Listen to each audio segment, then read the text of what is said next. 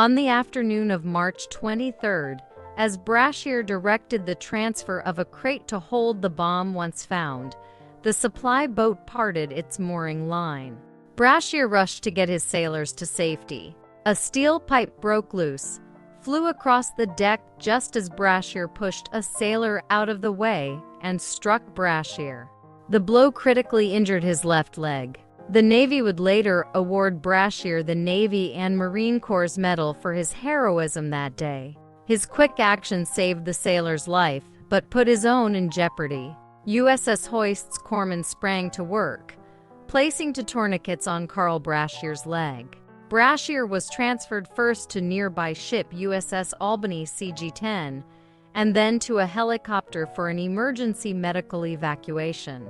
For hours after the accident occurred, Brashear and a doctor from USS Albany found themselves stuck on a runway in Spain awaiting another aircraft. Brashear went into shock from severe blood loss and passed out. The doctor later admitted he believed Brashear would die. By the time Brashear arrived at the emergency room at Torrejon Air Force Base, he had no pulse or heartbeat. Medical staff managed to restart his heart and administered 18 pints of blood before he regained consciousness and stabilized. He was eventually transferred back to the United States to the Portsmouth Naval Hospital in Virginia. Although alive, Brashear had suffered severe compound fractures to both bones in his lower left leg. Doctors told him his injury would take 3 years to heal, and that walking again would likely require a brace. Brashear asked them to amputate, unwilling to wait years. "I can't be tied up that long. I've got to get back to diving." His leg became so badly infected they agreed, amputating below the knee on May 11, 1966. A second surgery performed in July removed another 1.5 inches from his leg to fully eliminate the infection. As he recovered, Brashear researched. He read about an amputee pilot in the Canadian Air Force who had returned to flying.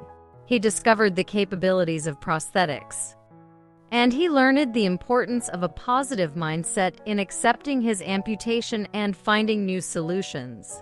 In early December, he received his first prosthetic leg. The leg was painted to match Caucasian skin, a reminder of the inequality afforded to African Americans. Brashear immediately gave up his crutches and began adapting to his prosthetic limb.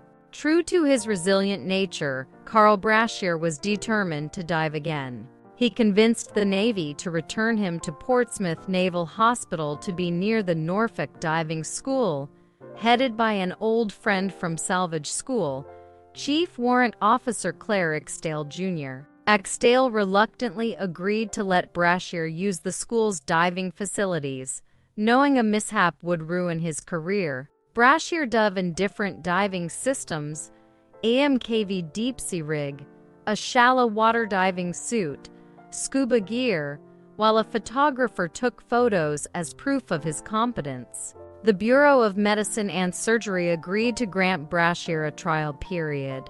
He would be evaluated for 1 year at the Norfolk Diving School to determine whether he could safely return to diving. The school's new officer in charge, Chief Warrant Officer Raymond Jewell, did not go easy on Brashear. "That man dove me every day, every cotton-picking day," Brashear recalled, weekends and all. Brashear also led daily calisthenics for the other students, who didn't realize he was an amputee and bemoaned his stamina. At the end of the probationary year, he was restored to full duty as a Navy diver, the first time in Navy history for an amputee. Carl Brashear eagerly resumed diving in March 1968. His first assignment post-recovery was to Naval Air Station Norfolk as the senior enlisted diver and division officer filling an officer's billet. Salvage projects, ship's husbandry, and administrative paperwork kept him busy. In another brush with history, he controlled the Navy's demonstration flight squadron, the Blue Angels, from the water during the commissioning of the aircraft carrier USS John F. Kennedy CV A-67 in September 1968. Brashear qualified as a saturation diver in early 1970 after completing training at the Navy Experimental Diving Unit (NEDU). While at NEDU, Carl Brashear secured the opportunity he had worked 22 years to reach.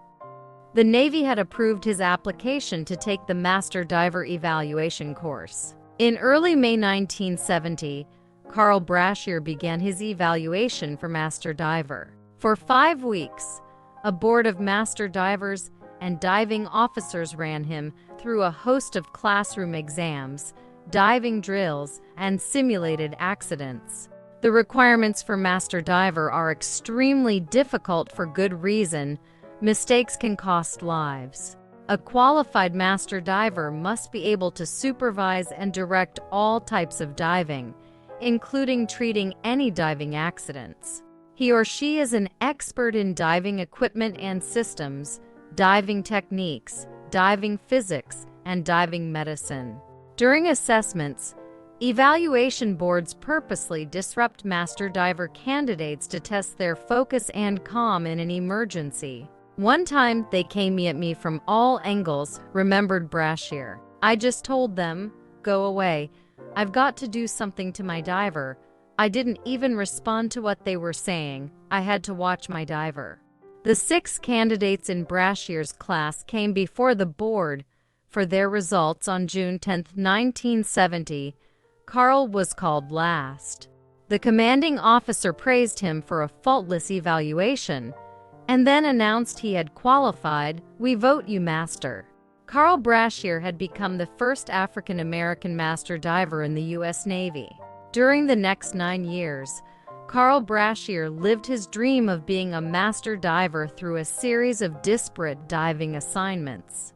He dove on submarines for the first time as the Master Diver and R-7 Division Officer on USS Hunley S-31, a submarine tender.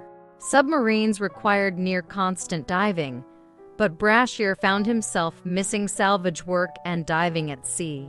Happily, he found both in his next tour, for years as the Master Diver on the salvage ship USS Recovery Rs-43. Salvage jobs like raising a sunken helicopter and diving in the flooded engine room of USS Saratoga CVA-60 embodied the type of diving he loved. Sure, he put his diving expertise to work at the Naval Safety Center Norfolk analyzing diving accidents. Intensive jobs sent him all over the world investigating incidents and making recommendations to prevent recurrences.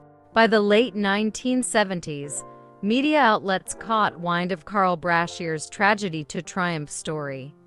Newspapers, magazines, and TV stations began running features about him, and Brashear starred in an episode of the TV documentary series Comeback. As he neared the possibility of retirement, Brashear began abusing alcohol and checked himself into an alcohol rehabilitation program. He threw himself into his treatment with the same tenacity he had applied to his diving career. When treatment counselors expressed reservations about his recovery, he used their doubts to fuel his commitment to sobriety. Brashear made the decision to retire during his treatment. "I'd wake up some mornings and I would be so afraid, butterflies in my stomach, just afraid," he later admitted. "It was frightening, knowing that I grew up in the Navy from the time I was 17 years old. Now I was 48 years old and had to face that outside world." On April 1, 1979, Master Chief Carl Brashear retired from the Navy before a large crowd of shipmates, family, and friends. The ceremony, originally planned for USS Hoist where Brashear injured his leg, had to be moved to the base gymnasium because the audience grew so large. The celebration was a fitting end to Brashear's 31-year Navy career. Carl Brashear needn't have worried about succeeding in civilian life. 19 days after retiring, he was offered a job by a former boss, a retired Navy captain. Brashear agreed and executed a $6 million diver study for the Royal Saudi Navy. In 1980, pain from slipped vertebral discs forced Brashear to undergo back surgery. He tried to leave hospital just 4 days later, always ready to return to life and work. His first assignment post-recovery was to Naval Air Station Norfolk as the senior enlisted diver and division officer filling an officer's billet. The doctors told him he likely could no longer jog, lift weights, or exercise. Brashear's response, "You fixed me, didn't you, Doc? Well, I'll do the rest." Brashear pursued additional education over a period of 18 months, taking college courses in environmental science. The training led to a 10-year tenure as a specialist in environmental protection and energy conservation at Naval Communication Area, Master Station Atlantic.